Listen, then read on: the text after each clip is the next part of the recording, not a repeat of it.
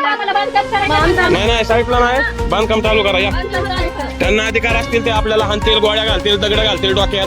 त्यांना जर लेटर दिला असेल सरकारने तसं गरिबांना मारा तुम्ही, तर ते त्यांचे अधिकार करतील. तुम्हाला अडवायचा संबंध आहे का? नोटीस आहे का? ओ काका या, काम चालू करा.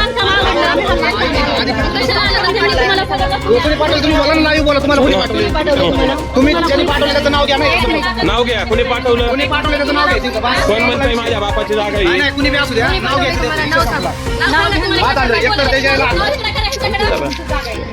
आमची सगळे पेपर आहे, लोन घेतलंय, सगळं केलंय. अगं त्यांना नसतं माहिती. दैनिक फ्रेश न्यूज. खळबळजनक बातमी. राजकीय प्रभावशाली बारणे कुटुंबावर गरीब कुटुंबाची जागा बळकावण्याचा गंभीर आरोप. 50 लाखांची मागणी न दिल्यास जीवे मारण्याच्या धमक्या. गुंडांचा त्रास. दलित परिवर्तन मोर्चाची पोलीस आयुक्तांकडे तक्रार. आंदोलनाचा इशारा देण्यात आला आहे. पिंपरी चिंचवडमध्ये राजकीय प्रभावशाली बारणे कुटुंबाकडून एका गरीब कुटुंबावर प्रचंड दबाव टाकला जात असल्याचा धक्कादायक प्रकार समोर आला आहे. माजी नगरसेवक संतोष नागोभाऊ बारणे, माजी नगरसेविका माया संतोष बारणे, सचिन नागोभाऊ बारणे आणि विराज बारणे यांच्यावर गंभीर आरोप करण्यात आले आहेत. दलित परिवर्तन मोर्चा संघटनेने थेट पोलीस आयुक्तांकडे तक्रार अर्ज सादर करून तातडीने कठोर कारवाईची मागणी केली आहे. तक्रारदार जीवन भारत नवले आणि दीपाली जीवन नवले हे थेरगावच्या संतोष नगरातील रहिवासी आहेत. हे दाम्पत्य चहाची छोटीशी टपरी चालवून कष्टाने उदरनिर्वाह करतात. कष्टाने कमावलेल्या पैशाने त्यांनी ही जागा विकत घेऊन त्यावर घर बांधण्यास सुरुवात केली आहे. मात्र बारणे कुटुंबातील सदस्य राजकीय ताकद आणि गुंडांच्या मदतीने त्यांना सतत त्रास देत असल्याचा आरोप केला आहे.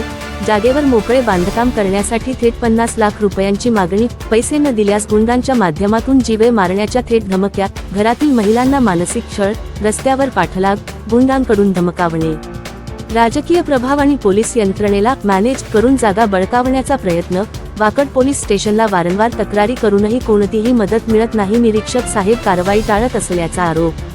दलित परिवर्तन मोर्चाचे संस्थापक अध्यक्ष माननीय विकास चौदे यांनी संतप्त प्रतिक्रिया देताना म्हटले, हे सरळ गरीब कुटुंबावर राजकीय ताकदीने होणारा जुलूम आहे. राष्ट्रवादीशी संबंधित प्रभावशाली कुटुंब पोलीस यंत्रणेचा गैरवापर करत आहे.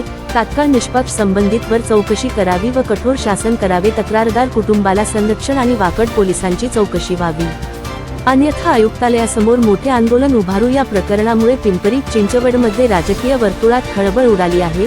गरिबांवर होणाऱ्या अशा अत्याचारांमुळे सामान्य नागरिकांमध्ये संतापाची लाट उसळली आहे. पोलीस आयुक्तालयाकडून अद्याप कोणतीही अधिकृत प्रतिक्रिया आलेली नाही. दैनिक फ्रेश न्यूज पुढील अपडेट्ससाठी सतत नजर ठेवून आहे. गरिबांचा आवाज दाबला जाणार नाही.